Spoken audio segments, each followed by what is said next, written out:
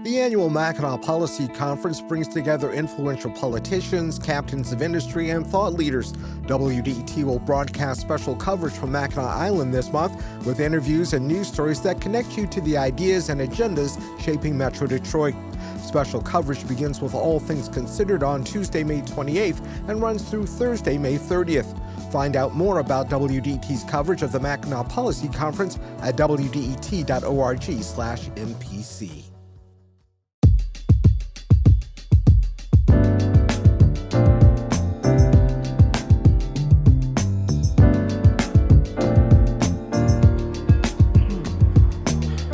Welcome to WDET's special live coverage from the dining room of the Grand Hotel on Mackinac Island during the Mackinac Policy Conference, the one time each year that politicians and business leaders, philanthropy and media all go north to get away from work and their families to sit around and talk about Michigan and its challenges and its opportunities, and maybe to come up with solutions that we wouldn't come up with if we were back at home doing all the things that we normally do. I'm Stephen Henderson, and I will be with you today and tomorrow from 9 to 10. We will also have coverage from 11 to noon, both of those days, from right here in the dining room, talking to all the business and political and philanthropic leaders.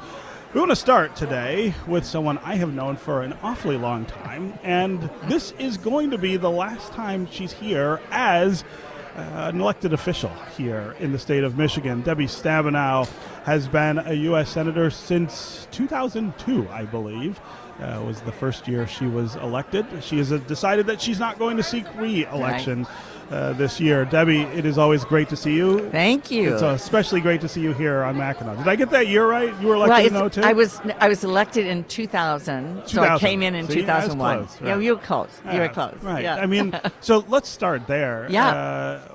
What an enormous contribution you've been able to make in that seat for as long as you have. This is your last year. We talked about this last year when we were here, but that's a little closer. So I want to know how you're feeling about things coming to something of an end. It's interesting. I'm still going to live in Michigan, so I'm not going away. I'll come back and pester you next year. I just won't be a U.S. Senator. You'll always be welcome here. Yeah. But I have been so blessed to have the opportunity to serve Michigan in so many capacities, from county commissioner to state legislator to U.S. House, U.S. Senate. What I have loved, on top of just getting things done, is getting to know every part of Michigan. Yeah. I mean, literally every part of Michigan. There's so many things that are unique. There are wonderful different kinds of economies and jobs and small businesses and downtowns and agriculture and, big cities like Detroit and smaller communities, UP. I mean, so that has been something that I love, and as I talk to people now, I can talk about all these things going on, and people look at me and say, "Oh, you really do know Michigan." Right? That's true. That's true. But it is. This has always been a special conference. I have actually been coming here since the 1980s, when I was a state House member chairing the House Economic Development Committee. Wow. I chaired the committee, was on panels, then I chaired the Small Business Committee and was invited to be on panels, and then have just kept coming. Yeah. So I'm going to divulge a little personal story here. I met you for the first time. You won't remember this, I don't think. In 1994, when you ran for governor. Yes. Yeah. You came to the Free Press editorial board. Mm-hmm. I was a 23-year-old member of that board, and you came for your endorsement interview. And I remember thinking then, wow, this is somebody who's going to end up being a much bigger public official here in the state of Michigan. Yeah. So it's been a long time. Well, it's interesting. I was the first woman to ever run for governor. Yeah, and, was a state senator at the time. Narrowly lost in a primary. But I'll never forget the head of the AFL at the time said he would never support a candidate in a skirt. And so we've come a long ways from imagine there. That, right? I know. And so, but when I came into the state house, 1979, there were 8 women in the state house, none in the Senate, wow, none statewide. And so you think about where we have come, and I'm so proud of all that. We have the leader of the state Senate is Winnie Brinks, is a woman, governor, attorney general, secretary of state, women in Congress. And so it's a different place. I think we're better for it, having women's leadership in every part of our government. So yeah. So before we went on air, you and I were talking about what you're up to right. in these last months in Washington, and it's actually some pretty important work. Yes, you have some things that you want to make sure stay in place after you leave. Talk about what those are and why they're really important to us here in Michigan. Well, I've been leading on a number of really big projects. One we don't think about a lot is Soo locks. Yep. We have one lock that will allow the big barges to go through. Used to be two, one's down. Yeah. If that shuts down, we're really on borrowed time. If that shuts down within 6 months, you're looking at 11 million jobs gone because we can't get raw materials in, we can't get products out of the St. Lawrence Seaway or around the Great Lakes. So I mean, you're talking about a global recession. It's a global that would result if that global lock fails. risk. Yeah. And so I've been leading the effort, which is not easy. I mean, we had to get a study to show it was economically important, and we had to go through all these processes. We're now at a point where I was able, with the infrastructure bill, President Biden supported putting all the money in, and then COVID hit, and supply chains went down, and the costs went up. And so we had to go back and get more money. Yeah. So I've now locked in going forward. It won't be done before I leave. Right. But I'm trying to lock all of that down so that we don't go backwards. And that's true on a number of different fronts.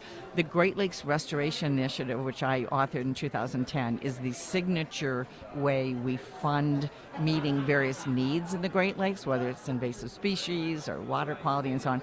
So I 2 weeks ago got it reauthorized, a bipartisan bill that I put in with J.D. Vance from Ohio, and it passed out of committee to reauthorize it to 2031. And so I'm trying to make sure we're locking things down so that, because it's critical to the Great Lakes, the Soo is critical.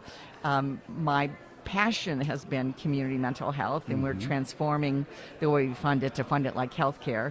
I'm working with the state, with the governor and the legislature to really lock down long term. We have 41 clinics now in Michigan, but we want to lock down that we have these clinics in every community, as well as crisis centers, so folks aren't going to jail, they're not sitting in the emergency room. But that there's just a lot to it. And the same thing in agriculture. We need a farm bill.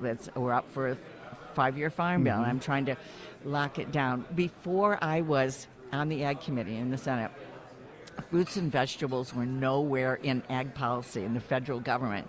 They had what they called different titles, 11 titles, nothing on fruits and vegetables. Yeah. That's what we grow. Yeah. And so we now have a 12th title. It was a big fight and to get it, but now the farm bill and farm policy reflects what we grow in Michigan.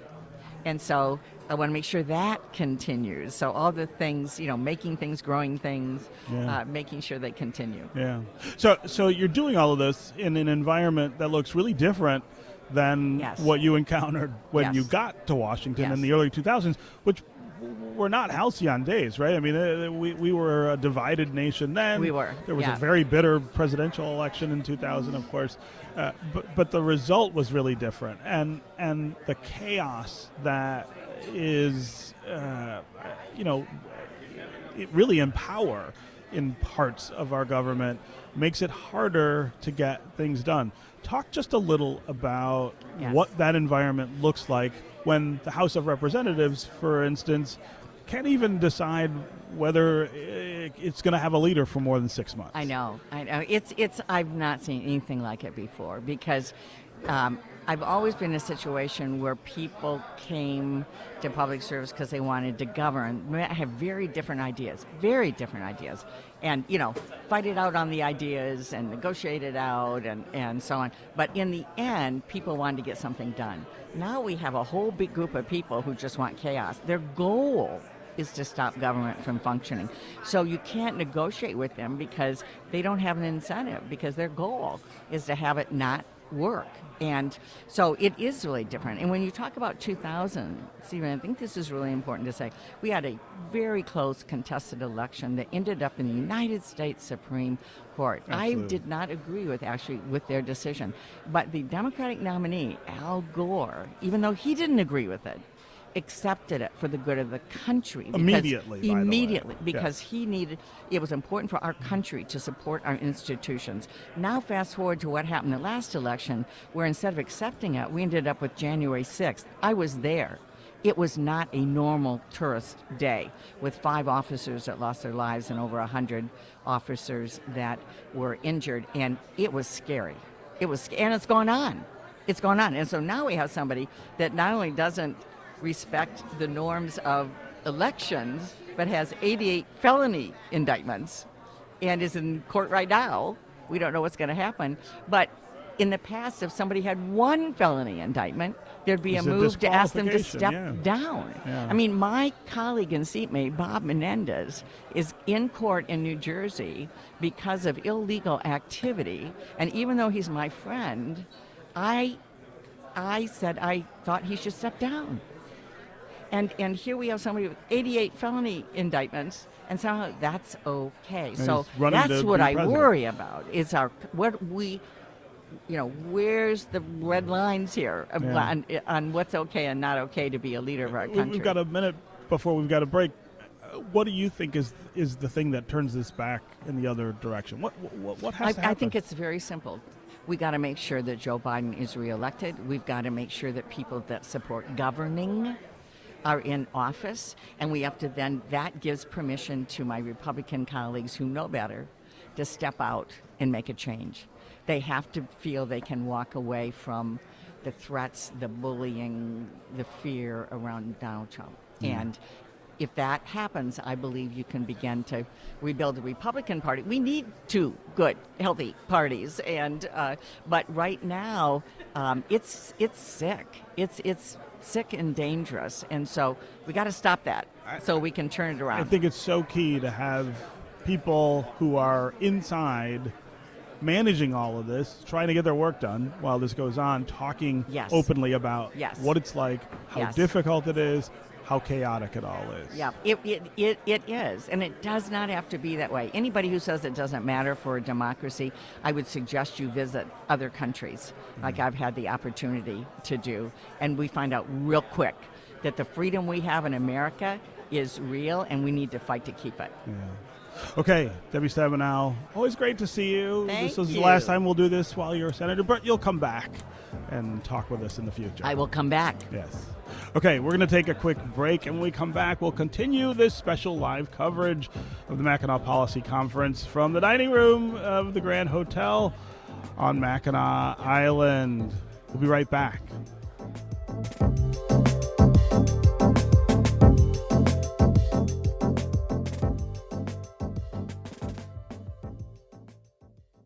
The annual Mackinac Policy Conference brings together influential politicians, captains of industry, and thought leaders. WDET will broadcast special coverage from Mackinac Island this month with interviews and news stories that connect you to the ideas and agendas shaping Metro Detroit. Special coverage begins with All Things Considered on Tuesday, May 28th and runs through Thursday, May 30th. Find out more about WDET's coverage of the Mackinac Policy Conference at wdet.org/MPC.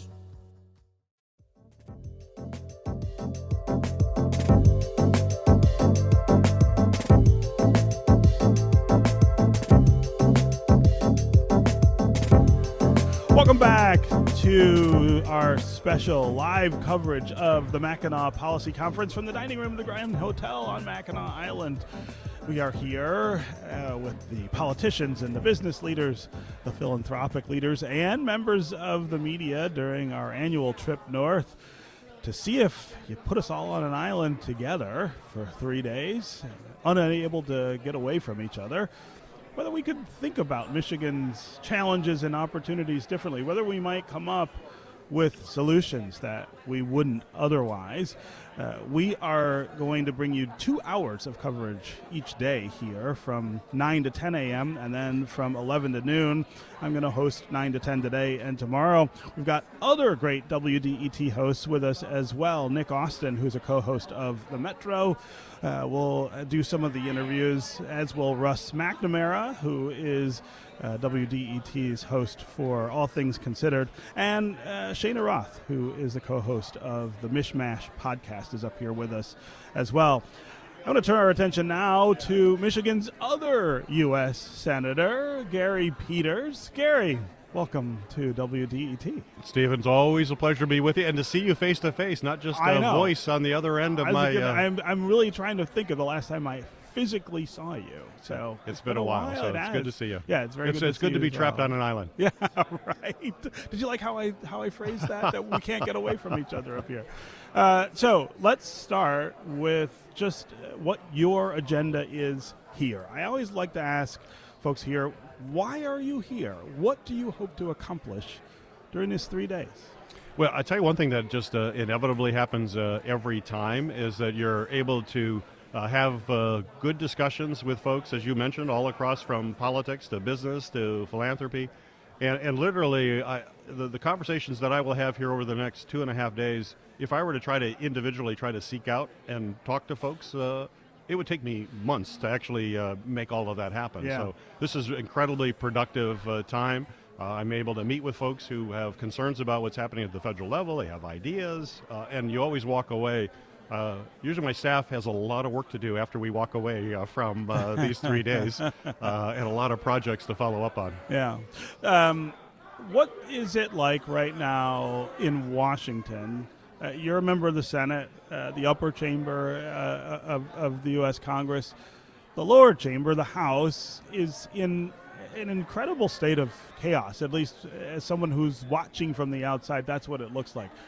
So much so that the majority can barely decide from day to day who should be leading them, who should be in charge.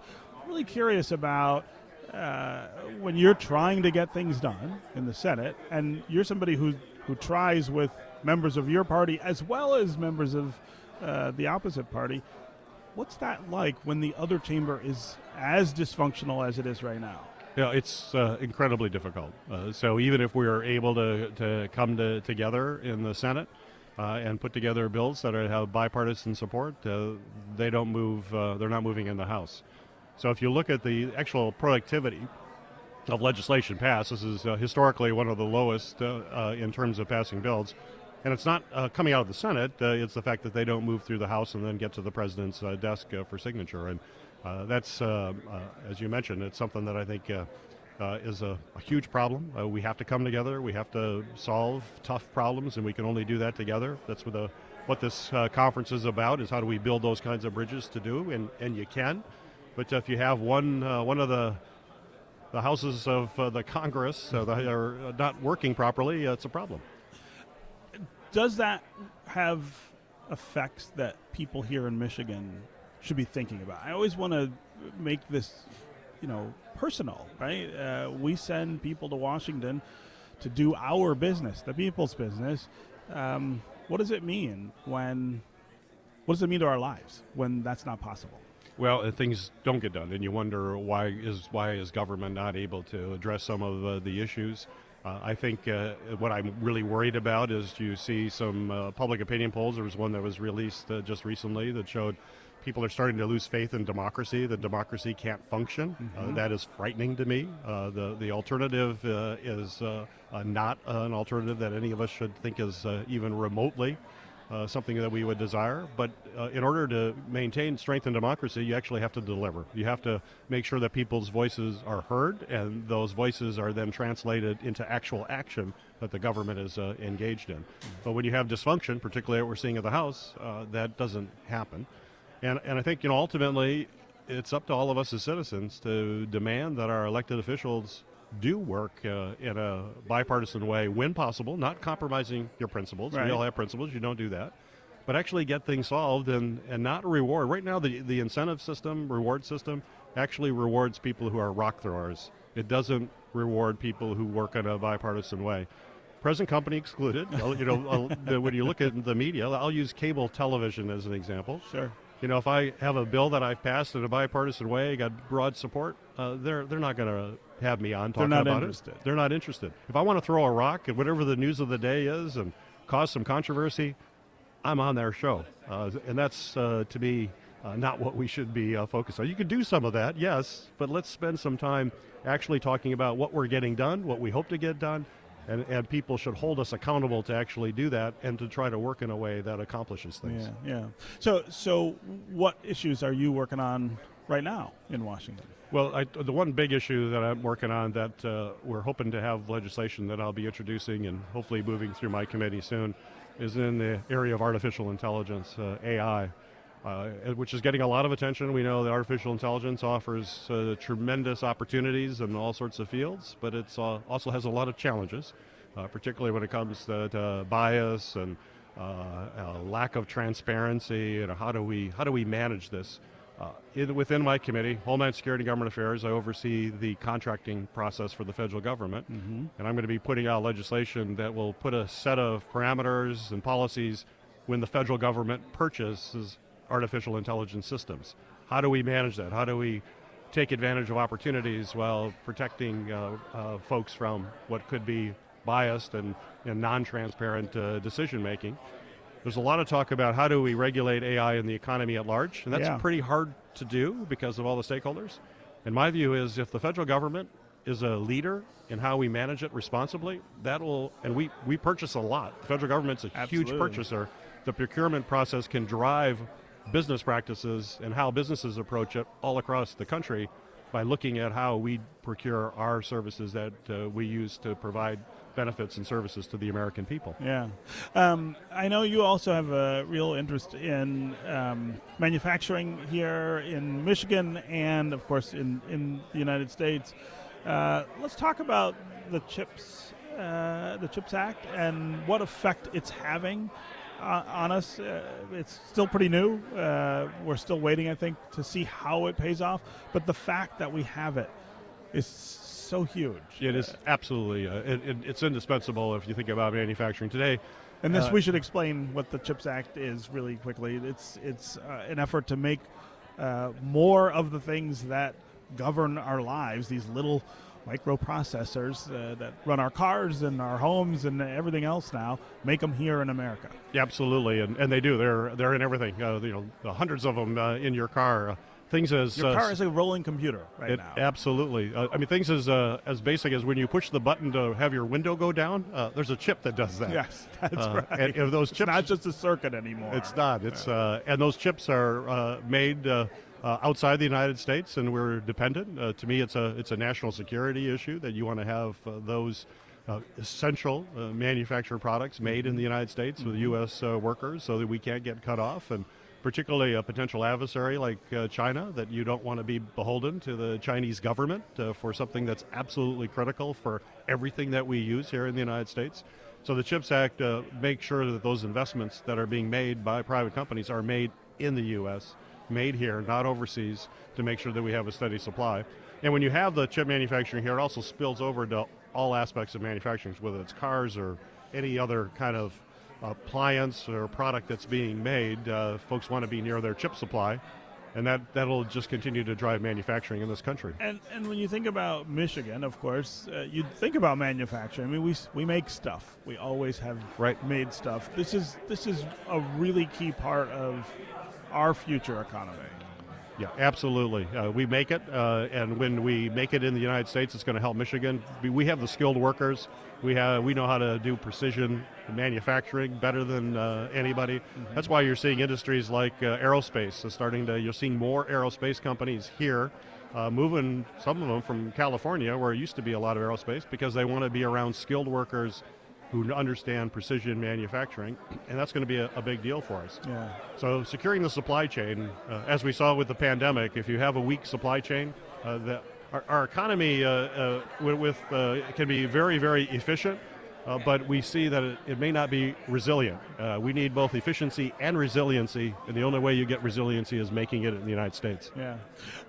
Talking with Gary Peters, one of our 2 U.S. senators here in Michigan, up on Mackinac Island in the dining room of the Grand Hotel during the Mackinac Policy Conference, our annual trip north for business, political, philanthropic, media leaders to sit around and talk about Michigan, our challenges and our opportunities, how we might think about those things in a different light. Gary, it's an election year. You're not on the ballot this year. I'm happy about that. I was going to say, I think anyone who's not on the ballot this year has got to be happy, but the election is affecting everything and everyone in a way that I'm not sure it always did. In a year like this, what's the role for someone like you who's not in front of voters, doesn't have to ask the voters for their support, but certainly you've got to have concerns about just the way things are going and the way that voters relate to the people who represent them and the way that the people who represent the people govern and manage the relationships between each other. What do you do in a year like this? Well, I'm actually very involved this year because another hat that I wear is I chair the Democratic Senate Campaign Committee. That means my job is to hold the Senate majority and expand it, so no pressure whatsoever. I was going to say, that's an easy gig. Yeah, no pressure. And I did it last cycle, so normally folks don't do it twice, but last cycle we were able. You did it. We did it. Folks didn't think that would happen, especially midterm election with who's in the party in power in White House tends not to do well. But not only did we hold the majority, we expanded it. It was the first time since 1934 that happened. So my colleague said, you got to do this again. So here I am back for Act 2. And so, but to your point, I mean, I think, a lot of what we saw in the last cycle is here with our Senate candidates. Again, we have superior candidates, clear contrast between where the Republicans, and we're going to run really strong campaigns. But to reaching out, it's about really making sure we're having those substantive conversations with those swing voters who haven't made decisions yet. And it's surprising, but there's still a good number of folks like that, particularly in our Senate races. And that's what our focus will be in the months ahead. How worried are you about this kind of existential threat to democracy? And I never want to sound overheated about that, right? I mean, you want to keep things in perspective. But there's things happening now that none of us have ever witnessed, at least in our lifetime. And I'm always curious about the people who are part of government. How does that look from your chair? How worried should we be? Well, I worry, and I worry one thing in particular is the fact that you have the election deniers and folks now going into this election are saying they may not accept an election outcome even if all the experts say it was free and fair. Right. When you think about fundamental democracy, the most fundamental aspect of democracy is that the voters vote, their vote is counted, and there's a peaceful transfer of power. Yes. If you take that away, democracy has gone away. It is to have some of my Senate colleagues, for example, saying they're not sure if they would accept the results of an election. That is incredibly dangerous. Yeah. It's incredibly dangerous. You're seeing it now reflected in some of the polling. And the other thing in polling you're seeing is that some more folks, unfortunately, are accepting violence if they don't get their way. We're on a very dangerous slope here that everybody needs to be aware of and understand what exactly is on the ballot this year and how important it is that we stand up for fundamental democracy. Yeah, I keep saying to everyone that one of the keys to all of this is democratic participation. Right? Absolutely. Do your part. Right. Research the campaigns and the candidates, register to vote, and show up. It's not a solution, but it is the base from which the solution will emerge. All right, Gary Peters, always great to see you. Always great to have you here on Mackinac Island. Thanks for joining us. Great to be with you, Stephen. Yeah.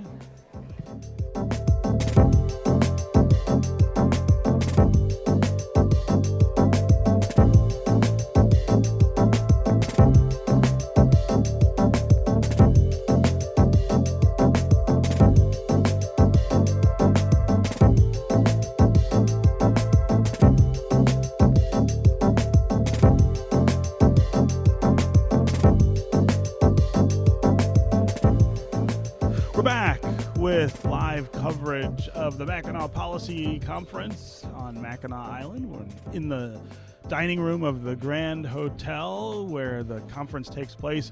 Things are just getting started this morning. One of the things that people have come to really look forward to up here on Mackinac Island is the annual address by the mayor of the city of Detroit, Mike Duggan. He has taken special advantage, really, of the stage here on Mackinac to talk in depth about the things that he faces as mayor of the city, the challenges that the city has.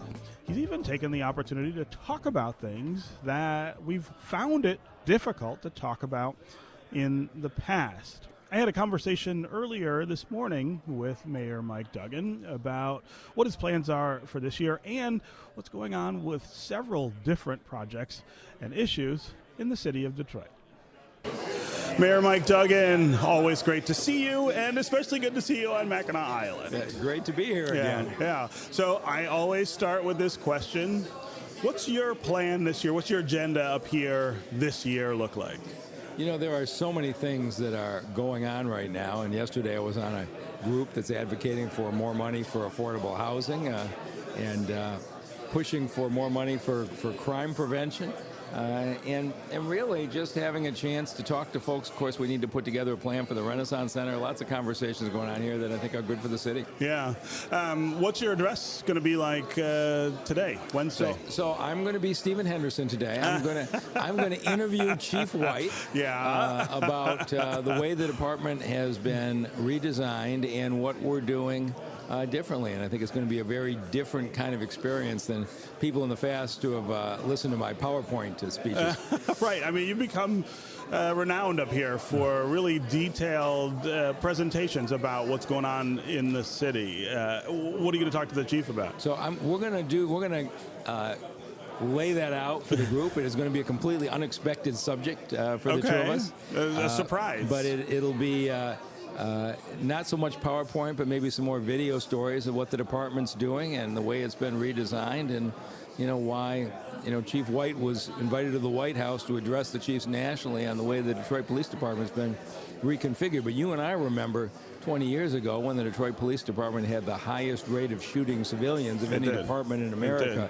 It is a completely different department today, and it's a completely different kind of relationship with the community. Yeah, that's a good place to kind of start digging in on the substantive issues that we're dealing with in Detroit. The crime rate, the numbers, the murder numbers, and other violent crimes continue to go down. Of course, we still have more of it than any of us would like.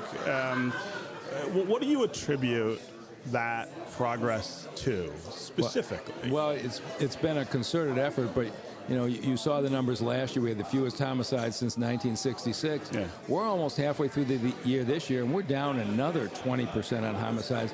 We're down more than 50% on carjackings this year.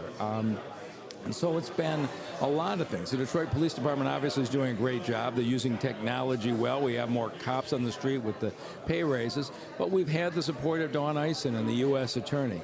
Warren Evans has led an effort on the county side that cleared out the backlog of those court cases. We had 3,000 accused felons of gun crimes who were not even having a day in court and were still on the street. The judges have come in. The prosecutors come in. We've cleared those kinds of things out. And now more and more of our murders are mental health issues. You saw the one we just had on the way up. Sure. Man shot and killed his nephew because he thought his nephew was part of a conspiracy following him, while the rest of the family watched, and the police had to respond to that. We're seeing fewer and fewer shootings related to guns related to gangs and drugs, and more related to just personal conflict with mental illness strain. I'm going to talk about that too. Yeah. The things that the department is doing with regard to mental illness are different than what we've seen police, not just in Detroit, but in other places do as well. There's no doubt about it. They now have completely different weapons. They've got special guns with rubber bullets. They've got bolo nets. The police department, you and I remember, 20 years ago was you shoot at mass until the threat is eliminated. And, I prosecuted 4 cops who shot a fellow with a rake. and the jury acquitted him because this is the way cops are trained to respond. Right. Now you have a police chief in a department that approaches the mentally ill. There's some cases you have no choice. You have to do, but the number of times that they are succeeding. They've got a barricaded gunman a week in this city. Yeah. And they got a 95% success rate of getting them out without anybody being killed, without a suicide. It's been really remarkable. Yeah. Let's talk about population. Good news from the census. News that none of us that probably could even remember having before. It's 1957, I think, since the population has officially, at least, been going up. A lot of people say you don't deserve credit for that. That whoever's mayor just happens to be mayor when it goes up or down. What would you say is the takeaway from that? Yeah, I don't worry too much about that. But when I ran for mayor, I would say in my speeches, that I was born in 1958 and the population of Detroit has dropped every single year I've been alive. Right. And our measure, when I did the first State of the City speech, and this is how I want to be measured, is you should have more people want to move in and move out. You pulled me aside and said, don't make a promise that's going to be I thought it was a terrible impossible. idea. Right. But it was always what has been driving our overall decision. And then I opened the Washington Post this morning. The lead editorial in the Washington Post is Detroit is right at its census lawsuit. The Census Bureau has to get its act together. And so the Census Bureau had to be pretty shocked there in D.C. I have no idea how the Washington Post caught on to this, but we are right. And I've been saying it for a while, and now the arguments become so compelling that it's being recognized nationally. Yeah. When we talk about population growth, of course, some people worry that means a demographic change in Detroit, that the people who are coming in are whiter and wealthier than the population, and that the population that's been here forever, the majority black, less wealthy population, somehow is going to suffer because of that. In other words, the priorities that city government has will change. How do you answer that concern? As you know, 200,000 people moved out of the city in the decade before I got elected. By and large, African-American middle-class families with children are the ones who left for the suburbs, and that left plenty of room in this city. When you look at what happened in gentrification in Brooklyn or Washington, D.C., people of low income were forced out. In Detroit, we have not had that. We have protected the people who stayed. The people who stayed elected me, not the people who left. And so we are bringing people back, but you're seeing us renovate vacant buildings. We're renovating a vacant train station. We're renovating a vacant DPS building. We're renovating 15,000 vacant houses. And the people in this city want a neighbor on their block, and they celebrate every time one of these vacant houses gets reoccupied. And we are a city where everybody is welcome. But as you know, you've heard that argument voiced.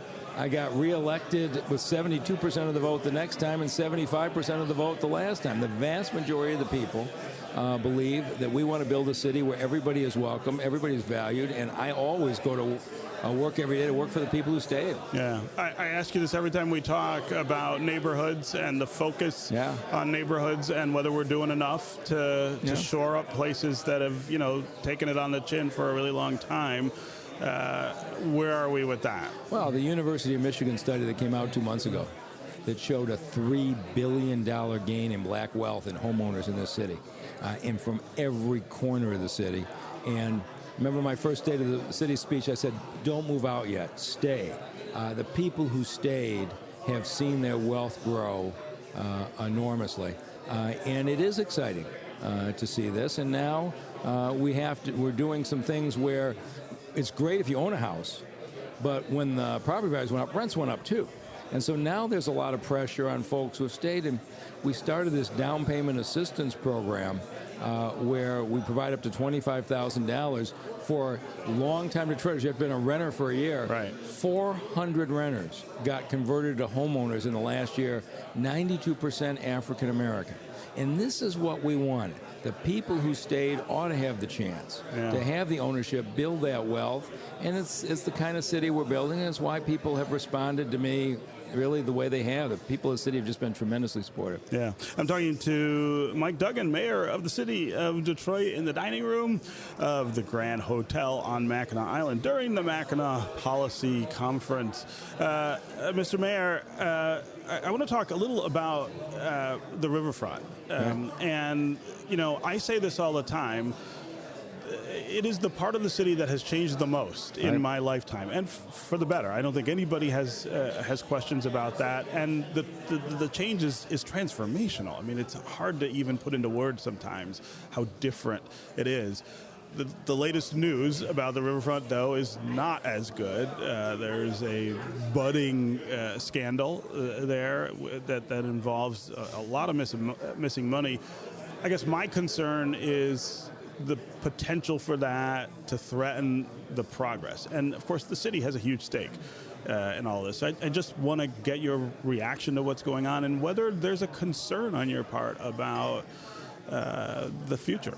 Well, there is a concern. Of course, you have every leader in this city on that Riverfront Conservancy board. Yes. And how this happened, I think, is still being investigated. I don't know how you have that amount of money missing and your annual audit doesn't pick it up. But the biggest project, as you know right now, is the Wilson Park, which you just had the publicity on the huge bear slide, and David Egner and the Wilson Foundation are pushing forward on that. What's going to be the outcome of the rest of it, I guess we're waiting to see the accounting. But the fact that I drive by every day and see the work going on in Wilson Park, I'm feeling very good about that. But you're right, the most transformational part of it is we never had one place in this city where everybody came together, no matter your age, your race. And now you go down to that riverfront on the weekends, and everybody of every age, every shape, every size are all together. It has become the unifying center of the city. Yeah, I mean, and that's, I guess, one of my worries is there's tremendous buy-in among Detroiters, among people who don't live in the city, among visitors.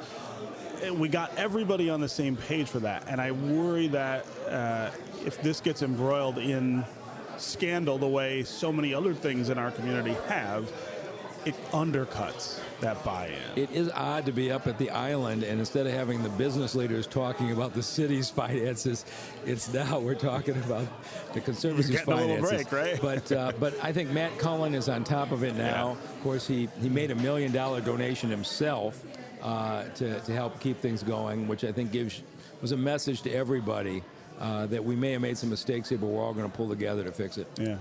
What about the RenCen? GM is leaving it. There are a lot of discussions about what's next. You know, I always feel like rather than look at things as opportunities, sometimes we look at them, we choose to see them as problems. This is an opportunity of sorts, but it's a complicated one. So I'm deeply engaged in this. Of course, you've been the Hudson's building was closed for 20 years before it was demolished. Train station was closed nearly 40 years before it got reused. This city has not been willing to recognize when its iconic buildings can no longer be used the way they have to get together. And so General Motors isn't a real estate firm. Barry Barr is totally focused on making vehicles. Getting Dan Gilbert to buy in was the key part of this. Buy into the RenCen. Buy into the RenCen, because it wasn't really Dad's area. But the fact that the Gilbert organization, Bedrock, are all the way in, we are going to pull together and find a solution. And it may look different, and it may be different uses, but we are going to face reality as it is and come up with a vibrant future. We're not going to let it sit there for 20 years and say, oh man, there's no demand for office. The fact that Gilbert's involved, to me, was the game changer. How does that connect to the I-375 project, which is right next door, and it all, of course, affects all of the communities around that? Yeah, I-375 has gotten complicated for reasons that we mixed a lot of different things. But I think the fact that MDOT shrunk it from 9 lanes to 6 lanes was the right thing. I don't see that much of as much of an improvement. From my standpoint, 9 lanes was a huge gulf between them. Yes. And so I think when you raise the 375 to grade, you're going to create essentially a mile of the hottest development land in the country in downtown. Nobody gets a mile of downtown built for them. And so if we do this right, and Antoine Bryant's leading the planning side, and then we need to have a serious conversation relative to who benefits from that land. And I think there has to be consideration given to people who are pushed out. The renters in particular in the 60s were not compensated when they were pushed out of that area, whether you were a resident or whether you were a business. The property owners got their checks. Yes. Those folks got pushed out. They largely went over to the 12th Street area that contributed significantly to the violence in 1967. All of those things need to be a part of the conversation, but this city will benefit enormously if you create what is essentially a new mile of downtown. Yeah. Okay, before I let you go, got to settle a debate that I've been having with our producers about Mackinac. Fudge or taffy? I'm a taffy guy. Yeah, see, you're on my side. Exactly. It's way better than the fudge. I can't eat that fudge. All right. The tourists get out and ask, where's the best fudge? They ought to be asking, where's the best taffy? Thank you. Thank you. That's why you're the mayor. All right. Mike Duggan, always great to talk with you. Thanks for coming by. Great to see you.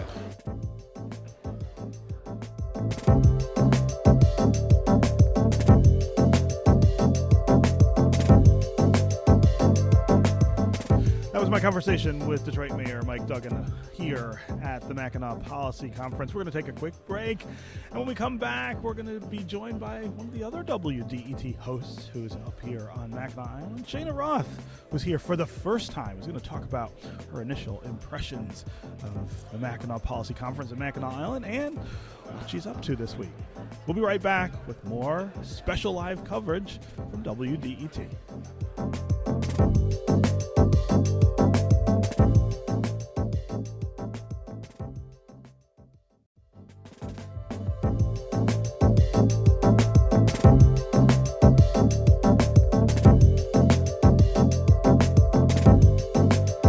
We're back with more live coverage of the Mackinac Policy Conference from the dining room of the Grand Hotel on Mackinac Island. I'm Stephen Henderson, and I'm joined now by Shana Roth, who is the co-host of the Mishmash podcast. She's up here with us at WDET, interviewing, talking to folks, and this is her first trip to Mackinac. Is that right, Shana? Stephen, how's that possible? I was always the one that got to stay behind in Lansing. That got to stay behind, right? This morning I was awoken by a very loud horn from, I believe, a ferry. Ferry. So that never happened to me when I had to stay behind. I got to sleep in. Right. So I'm always curious. People who come here for the first time, this is a really different kind of event. It's not comparable to other things that certainly we do as journalists. What are your initial impressions? It's so weird here. Weird. That's your one-word answer. It's so nuts because, on the day-to-day basis, you think of particularly like Congress people, U.S. senators, of being very inaccessible. And on my way over here, I shared a shuttle bus with Congresswoman Alyssa Slotkin. Yes, right. And you're just like... Who's a Senate candidate, right? Right, exactly. You're like, they're just right there, and they're just wandering around. It's like a weird summer camp kind of situation. We're all trapped here on this island. The Grand Hotel is a little uncanny valley. Yeah. I mean, all of it is just, it's such a surreal place to be. Delightful. The weather's gorgeous. Yes. But this year, it's gorgeous. I mean, it's not always like this. You got to know that. Some years it's miserable and it's cold and you're walking through streets that are not just wet, but also messy with what the horses leave behind. I was going to say, I mean, the horse situation here is unique. It can get that can get a little messy. So you're planning to, of course, have conversations with lots of the people here. You had one already today. I did. I got to speak Dana with Nessel, our Attorney General. I got to speak with Attorney General Dana Nessel. Always a pleasure to speak with her. We talked about, her scam initiatives to get rid of, fight against all those scam robocalls, and particularly we talked about like the healthcare situation that's going on right now, where there's a lot of data breaches and stuff going on there. She's an incredibly interesting interview. I always love when I have a chance to speak with her. She's just so knowledgeable and so precise. And I look forward to listeners getting to hear that whole conversation.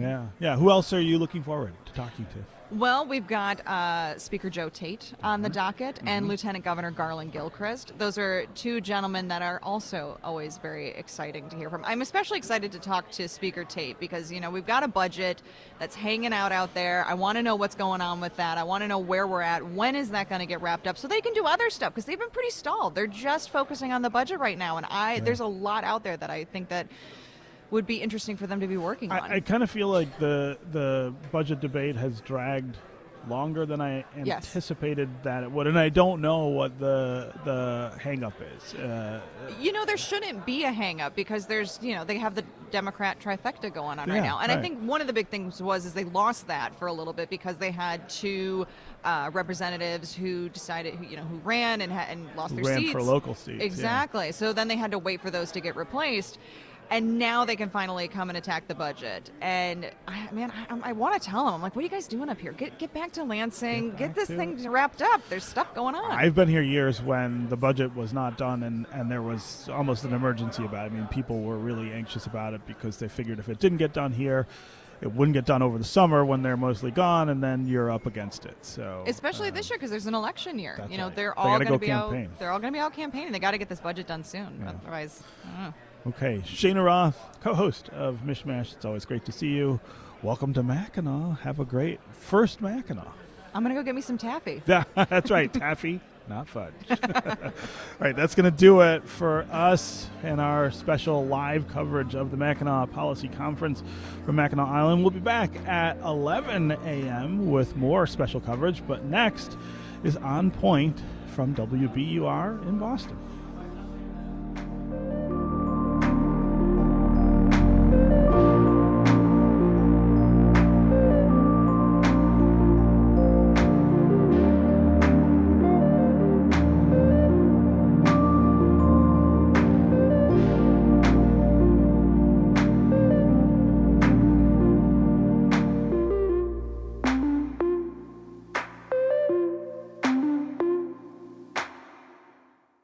The annual Mackinac Policy Conference brings together influential politicians, captains of industry, and thought leaders. WDET will broadcast special coverage from Mackinac Island this month with interviews and news stories that connect you to the ideas and agendas shaping Metro Detroit. Special coverage begins with All Things Considered on Tuesday, May 28th and runs through Thursday, May 30th. Find out more about WDET's coverage of the Mackinac Policy Conference at wdet.org/MPC.